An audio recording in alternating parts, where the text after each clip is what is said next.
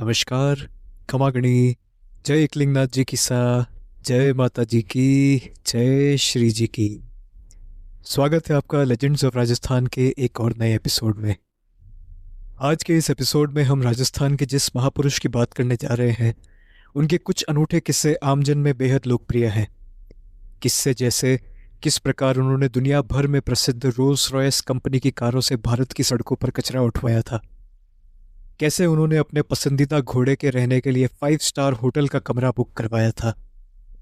हम बात करने जा रहे हैं कछवाहा वंश की नरूका शाखा से संबंध रखने वाले अलवर के महाराजा जय सिंह की। पर इस एपिसोड को बनाने का मेरा उद्देश्य सिर्फ आपको इनके अनूठे किस्सों को सुनाना नहीं है। मेरी कोशिश रहेगी कि आपको महाराजा जय सिंह जी के छुपे हुए पहलुओं से भी रूबरू करा सकूं, जैसे उनका देश प्रेम, समाज सेवा और अंग्रेजों की नाक में किया हुआ दम। तो आइए शुरू करते हैं।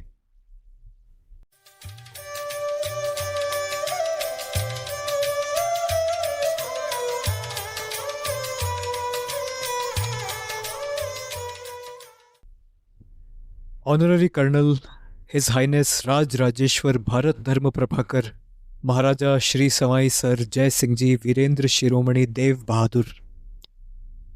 यह संपूर्ण उपाधियों के साथ महाराजा जय सिंह प्रभाकर का पूरा नाम है। इनका जन्म 14 जून 1882 को अलवर में हुआ। इनके पिता अलवर के महाराजा मंगल सिंह थे एवं माता महारानी राठौड़ जी किशन कंवर साहिबा मध्य प्रदेश में स्थित रतलाम राजघराने से संबंध रखती थी। जय सिंह अपने पिता महाराजा मंगल सिंह जी की इकलौती संतान थे। मात्र 10 वर्ष की कटु आयु में अपने पिता के निधन के पश्चात महाराजा जय सिंह अलवर की गद्दी पर विराजे।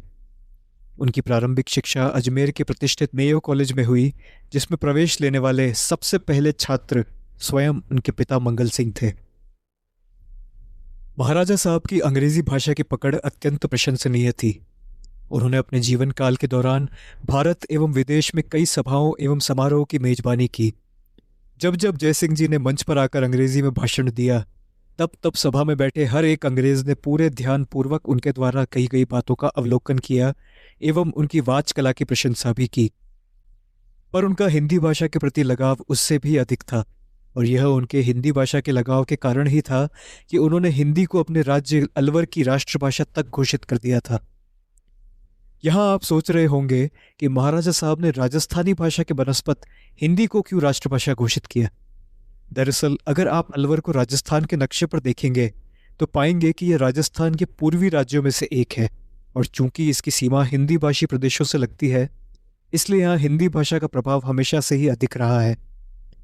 पर फिर भी जहाँ उस समय और यहाँ तक कि आज भी भारत में अंग्रेजी भाषा को इंसान की हैसियत से जोड़कर देखा जाता है एवं अपनी मातृभाषा से भी अधिक तवज्जो दी जाती है, ऐसी स्थिति में महाराजा साहब का हिंदी को सर्वोपरि रखना अपने आप में एक बड़ी बात थी। राजस्थानी भाषा के दिवंगत महाकवि पद्मश्री कन्हैया लाल जी सेठिया ने कहा था, मायड़ भाषा बोलता ने जीने आवे लाज, अस्या कपूता सु दुखी आखो देश समाज। जिस जिस को भी अपनी मातृभाषा बोलने में लाज आती है, शर्म आती है, ऐसे कपूतों से पूरा देश एवं समाज दुखी रहता है। पर महाराजा जय सिंह ने इतने में ही सांस नहीं ली। उन्होंने अंग्रेजों द्वारा रखे गए कई सरकारी एवं निजी नामों का पुनः हिंदी में नामकरण किया। ब्रिटिश सरकार द्वारा भारत के राजा महाराजाओं के लिए गठित किए गए संगठन चेंबर ऑफ प्रिंसेस का नाम महाराजा साहब ने ही अपनी अध्यक्षता के दौरान बदलकर नरेंद्र मंडल किया था। अलवर में स्थित सुरम्य एवं अत्यंत मनोहर कंपनी गार्डन का नाम बदलकर पुरजन विहार रखा गया। मुझे तो यह भी लगता है कि यह सब चीजें करके महाराजा साहब एक अलग अंदाज में अंग्रेजी हुकूमत को चुनौती दिया करते थे। शायद अंग्रेजों के खिलाफ बगावत करने का यह उनका अपना तरीका था, जो कि काफी कामयाब भी रहा, क्योंकि महाराजा साहब ताउम्र अंग्रेजों की आंखों में चुभते रहे। ऐसा कहा जाता है कि एक अच्छे व्यक्ति को किसी संस्थान में सर्वोच्च पद पाने की ओर कार्यरत रहना चाहिए, ताकि वो उस पद का सही उपयोग कर आम जन का भला कर सके एवं राष्ट्रहित में कार्य कर सके। ध्यान रखिएगा, मैंने अच्छे व्यक्ति की बात करी है। राजा महाराजाओं के लिए तो सर्वोच्च पद उनके जन्म से ही निर्धारित हो जाता था, पर उनमें से कुछ ही इस अवसर को उसके सही मुकाम तक पहुंचा पाते थे। महाराजा जय सिंह भारत के उन कुछ महाराजाओं की सूची में शुमार थे जिन्होंने अपने राजसी पद का फायदा उठाकर समाज हित में कार्य किए। 10 दिसंबर को प्रति वर्ष मानवाधिकार दिवस के रूप में विश्व भर में मनाया जाता है। 10 दिसंबर 1903 ईस्वी को महाराजा जय सिंह ने अलवर राज्य में बाल विवाह एवं अनमेल विवाह जैसी कुरीतियों पर प्रतिबंध लगाया। मृत्यु भोज के बारे में तो आप सभी जानते ही होंगे कि यह कितनी व्यर्थ प्रथा है। महाराजा साहब ने मृत्यु भोज पर भी प्रतिबंध लगाया एवं उदाहरण पेश करते हुए अपनी मां के देवलोक गमन पर मृत्यु भोज का आयोजन नहीं किया। आज के इस तथाकथित आधुनिक युग की बात करें तो हमारे समाज के रईस अपनी धन दौलत का दिखावा करने का बहाना ढूंढने में लगे रहते हैं। शादी ब्याह में टीके, पूरे कुनबे के लिए कपड़ों का लेन देन एवं खाने के ऊपर जरूरत से ज्यादा का खर्च। यह सब कुछ ऐसे उदाहरण हैं जो हमारे समृद्ध जन समाज के आगे रखते हैं एवं उनका देखा देखी समाज में भी यह सब करने की होड़ लग जाती है, चाहे उनकी आर्थिक हालात कैसे भी हो। मुझे कभी कभी तो ऐसा लगता है कि हमारा समाज प्रगति करने की बजाय दुर्गति की ओर अग्रसर है। टीवी पर पान मसाले का ऐड करते हमारी युवा पीढ़ी के तथाकथित आइडल्स, पथ प्रदर्शक मेरे इस कथन को बिल्कुल सही साबित करते हैं। महाराजा साहब की सोच इतनी ऊंची थी कि उन्होंने अलवर प्रदेश में तंबाकू तक पर प्रतिबंध लगा दिया था। उन्हें पता था कि राजतंत्र कभी लोकतंत्र की जगह नहीं ले सकता और यही सोचकर उन्होंने अलवर में कई पंचायतों का निर्माण किया और ऐसा कर आमजन के हाथों में शक्ति प्रदान करी। पर ऐसा नहीं है कि आंगन में सब तरफ फूल ही खिल रहे थे। एक और चीज जिसके लिए महाराजा उस समय जाने जाते थे वो थी उनकी फिजूल खर्ची। उनकी भव्य जीवन शैली, शानदार दावतें एवं अजीबो गरीब शौक। इन्हीं बातों को दर्शाता उनके जीवन का एक किस्सा है जब वे अपने पसंदीदा घोड़े को लेकर मुंबई जा रहे थे। मेरे हिसाब से तो वो घोड़ा फुर्सत में किस्मत लिखवा कर आया होगा, क्योंकि जब महाराजा मुंबई पहुंचे तो उन्होंने उस घोड़े के रहने के लिए एक 5 सितारा होटल में कमरा बुक करवाया। क्या ठाठ उस बेजुबान जीव के। महाराजा साहब से जुड़ा एक बड़ा ही अजीब किस्सा और है जिसे बिर्केनहेड के अर्ल अपनी किताब लाइफ ऑफ लॉर्ड हैलिफैक्स में लिखते हैं। वे बताते हैं कि एक बार मोहतरमा हैलिफैक्स महाराजा साहब के महल में मेहमान स्वरूप ठहरी हुई थी। अर्ल लिखते हैं कि महाराजा साहब ने एक बकरा लेडी हैलिफैक्स के कमरे की खिड़की के एकदम बाहर बांध दिया ताकि रात के समय कोई तेंदुआ उस पर हमला करे और उस बकरे की चीखें सुन लेडी हैलिफैक्स की नींदें हराम हो जाएं। वे आगे लिखते हैं कि मोहतरमा चुपचाप अपने कमरे से निकली और उस बकरे को उसके खूंटे से खोल दिया, जिसके बाद ही वे चैन की नींद सो पाई। अब महाराजा के फितूर की तो महाराजा साहब ही जाने, क्या पता इस बात में कितना सच है। बेजुबान जीवों की शैली में शुमार उनका एक पसंदीदा कुत्ता भी था। नाम था विक्टर। यह नाम महाराजा साहब ने चुनकर रखा था, वजह अंग्रेजी सरकार के प्रति उनकी घृणा। पर विक्टर सिर्फ महाराजा साहब का कोई पालतू कुत्ता नहीं था। जय सिंह जी के प्रति विक्टर की वफादारी कितनी गहरी थी इसका सबूत देता है बाला किला के हवा बुर्ज के समीप स्थित एक स्मारक, जिसे महाराजा साहब ने विक्टर की असामयिक मृत्यु के बाद बनवाया था। कहा जाता है कि एक नई तोप का प्रशिक्षण चल रहा था, पर किसी खराबी के चलते वह तोप फट गई एवं विक्टर, जो कि उसके आसपास ही मौजूद था, उस विस्फोट की चपेट में आ गया। अपने प्रिय साथी को खोने से महाराजा साहब को काफी गहरा झटका लगा, जिसके बाद उन्होंने विक्टर की याद में उसके स्मारक का निर्माण करवाया। पर महाराजा साहब के जीवन में विक्टर अकेला कुत्ता नहीं आया। एक बार जब महाराजा जय सिंह ने उस समय के ब्रिटिश वाइसरॉय की पत्नी को दावत पर बुलाया तो मोहतरमा अपने प्रिय कुत्ते को साथ में लेकर आई, पर महाराजा साहब ने उन्हें दरवाजे पर ही यह कहकर रोक दिया कि यह दावत लेडी वाइसरॉय के लिए है, उनके कुत्ते को अंदर प्रवेश नहीं मिल सकता। गुस्साई महिला ने भी रट लगा ली कि कुत्ता तो साथ में आएगा ही, पर महाराजा साहब भी अपनी बात पर अड़े रहे। अंत में श्रीमती वाइसरॉय को भूखे पेट ही वापस लौटना पड़ा। अब आप सोच ही सकते होंगे कि क्यों अंग्रेजी हुकूमत महाराजा जय सिंह को नापसंद किया करती थी। धीरे धीरे दोनों के बीच संबंध इस कदर बिगड़े कि अंत में महाराजा साहब को अलवर की गद्दी से ही हाथ धोना पड़ा। अब बात करते हैं उस किस्से की जिसके लिए महाराजा साहब विश्व भर में प्रसिद्ध हैं। बात इंग्लैंड की राजधानी लंदन की है। जैसा देश वैसा भेष।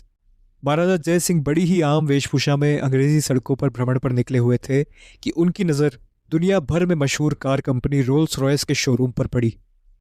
उस समय के ज्यादातर राजा महाराजाओं की तरह महाराजा जयसिंह को भी मोटर गाड़ियों से बेहद लगाव था। रोल्स रॉयस का शोरूम देखते ही वे उसमें घुस गए, पर सामने बैठे अंग्रेजी मैनेजर को उन आम कपड़ों में कोई राजा नहीं दिखा। उसे दिखा तो बस एक भारतीय नागरिक, जिसके चलते वो महाराजा साहब के साथ बदतमीजी से पेश आया और रोल्स रॉयस गाड़ी को उनकी औकात से ही बाहर बता दिया। होना क्या था, मैनेजर के ऐसे बर्ताव से गुस्साए महाराजा तमतमाते हुए वापस अपने होटल आए। उन्होंने अपनी पूरी राजसी वेशभूषा धारण की और फिर अपने कुछ चेलों के साथ पुनः रोल्स रॉयस के शोरूम पहुंचे। पर इस बार शर्म में डूबे मैनेजर ने बड़ी ही जोरों शोरों के साथ उनका स्वागत किया। महाराजा साहब ने सीधा पूछा कि इस समय रोल्स रॉयस उन्हें कितनी गाड़ियां दे सकता है। मैनेजर ने बताया 10। महाराजा साहब ने खजाना खोला और 6 गाड़ियों को उसी समय नकद देकर खरीद लिया एवं बाकी 4 को भारत में डिलीवरी के लिए बुक किया। पर जब वे गाड़ियां भारत आई तो महाराजा साहब ने उन्हें चलाया नहीं, बल्कि नगर निगम अलवर को भेंट किया, जहां उन गाड़ियों को कचरा उठाने के लिए लगाया गया। विश्व भर के अमीरों की आन बान और शान रोल्स रॉयस गाड़ी अलवर में कचरा उठा रही थी। यह बात जंगल की आग की तरह पूरी दुनिया में फैल गई। जब भी कोई रईस अपनी आलीशान रोल्स रॉयस में निकलता तो जनता उससे पूछती, यह वही गाड़ी है ना जिसे भारत में कचरा उठाने के लिए लगाया गया है। कंपनी की हर जगह किरकिरी हो रही थी। महाराजा साहब ने अपना बदला ले लिया था। जब रोल्स रॉयस को इस बारे में पता चला तो उन्होंने सीधा दौड़ लगाई अलवर की ओर। उन्होंने महाराजा साहब के साथ किए मैनेजर के बर्ताव के लिए क्षमा मांगी एवं 6 गाड़ियां और फ्री में भेंट के तौर पर देनी चाहिए, बस महाराजा साहब गाड़ियों से कचरा ना उठवाएं। महाराजा जयसिंह ने रोल्स रॉयस कंपनी की क्षमा याचना स्वीकार की और गाड़ियों को पुनः उनके असली स्वरूप में लौटाया। वे जानते थे कि कंपनी को अपना सबक मिल चुका था। अब वे कभी भी किसी इंसान को उसकी वेशभूषा से परखने की गलती नहीं करेंगे। जैसा कि मैंने पहले बताया कि अंग्रेजी हुकूमत महाराजा जयसिंह को कुछ खास पसंद नहीं किया करती थी। इसी के चलते अंग्रेजों द्वारा महाराजा साहब को लेकर कई झूठी अफवाहें भी उड़ाई गई। एक अफवाह तो यह थी कि उन्होंने एक घोड़े पर केरोसिन छिड़क कर उसे आग के हवाले कर दिया था। बताइए, मैं जानता हूं कि ये राजा महाराजा थोड़े सनकी जरूर हुआ करते थे, पर महाराजा जय सिंह और उनकी अनेकों उपलब्धियों के आगे यह अफवाह सिर्फ अंग्रेजी हुकूमत की निराशा ही बयां करती थी। उनकी अंग्रेज विरोधी नीतियों से ब्रिटिश सरकार झुंझलाई हुई थी और सिर्फ एक मौके की तलाश में थी जिससे सांप भी मर जाए और लाठी भी ना टूटे, और यह मौका आते ज्यादा देर भी नहीं लगी। 1932 से 33 ईस्वी के मेयो आंदोलन के दौरान अलवर सांप्रदायिक दंगों की आग में झुलस रहा था। दरअसल यह शुरू एक कृषि आंदोलन के तौर पर हुआ था जिसमें किसान अलवर राज्य की नीतियों का विरोध कर रहे थे, पर असल में यह कृषि आंदोलन का मुखौटा लगाए एक सांप्रदायिक राक्षस था। कई इतिहासकार यह कहते हैं कि अंग्रेजी सरकार ने जानबूझकर यह दंगे भड़काए थे ताकि अलवर एवं भरतपुर के महाराजाओं का तख्ता पलट कर सकें। इन सब से निपटने हेतु महाराजा जयसिंह ने कड़े कदम उठाए भी, पर अंत में ब्रिटिश हुकूमत ने इसका ठीकरा महाराजा साहब के सर पर ही फोड़ा, क्योंकि अंग्रेज सेना लेकर एक फरिश्ते के भेष में आंदोलन दबाने पहुंच गए। महाराजा जयसिंह के ऊपर अव्यवस्था एवं कुप्रशासन के आरोप लगाए गए और यह निर्धारित किया गया कि वे अलवर राज्य का कार्यभार संभालने में योग्य नहीं हैं। अंत में महाराजा को अलवर की गद्दी छोड़नी पड़ी। उनकी जगह उन्हीं के रिश्तेदार तेज सिंह को अगला महाराजा बनाया गया। जय सिंह ने अलवर से प्रस्थान किया, जहां से वे फ्रांस की राजधानी पेरिस गए एवं अपनी आखिरी सांसें वहीं ली। 20 मई 1937 ईस्वी को 54 वर्ष की आयु में उनका निधन हो गया। महाराजा जय सिंह एक बहुआयामी चरित्र से सुसज्जित व्यक्तित्व थे। वो कहते हैं ना, आप उनसे प्रेम कर सकते हैं, आप उनसे घृणा कर सकते हैं, पर आप उन्हें अनदेखा नहीं कर सकते। मेरे हिसाब से यह पंक्तियां महाराजा साहब पर पूर्ण रूप से लागू होती है। ऐसा नहीं है कि सारे के सारे अंग्रेज उन्हें नापसंद किया करते थे। उनके चरित्र की रक्षा करने में भी अंग्रेज ही सबसे आगे थे। ज्यादातर बखानों के हिसाब से महाराजा जय सिंह विद्वान पुरुष होने के साथ साथ निर्भयता की एक अटूट मिसाल थे। वे एक दार्शनिक एवं प्रबल वक्ता थे। उन्होंने अपने देश एवं जनता के लिए कई महत्वपूर्ण कदम उठाए। उनकी समाज हितकारी सोच को देखकर मोतीलाल नेहरू ने भी यह अट्ठास लगाई थी कि काश जय सिंह राजा नहीं होते।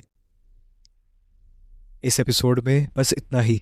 आपको यह एपिसोड कैसा लगा, और यदि आप राजस्थान से संबंधित किसी लेजेंड के बारे में इस चैनल पर सुनना चाहते हो तो कमेंट सेक्शन में मुझे ज़रूर बताएं।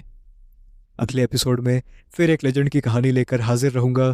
तब तक के लिए धन्यवाद।